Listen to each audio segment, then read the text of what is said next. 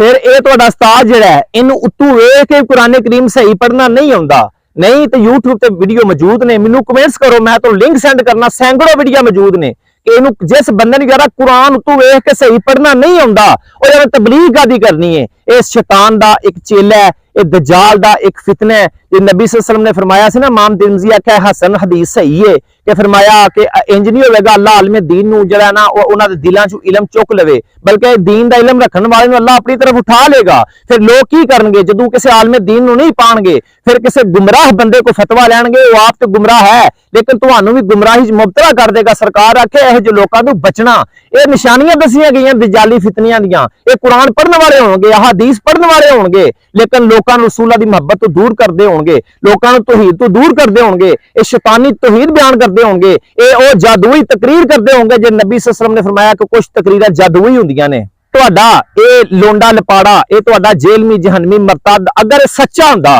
अज तक दसो इस बंदे दे बूहे दे ते चल के बंदे गए ने साडे नाल आ बैठ के टेबल टाक मुनाजरा कर अज तक कीता सिवाय प्लांटेड बंदियां तो अज तक गुफ्तगू नहीं की, किसी ने कॉल नहीं की। यही मफरूजा ने तुहानू दिता है कि तुसीं मिलना नहीं किसी नू, बस मेरी बकवास नू अगे लोकां तक पहुंचाई जाना, वायरल वीडियो करी जानी है, हैशटैग ला ला के तुसीं मिलना नहीं ना कॉल ते गल करनी है, ते फड़े जाओगे। और जो गल करनी है 5-7 गल्लां इकट्ठियां करनियां ताकि अगला परेशान रहे कि दलील जवाब केड़ी गल दा दें।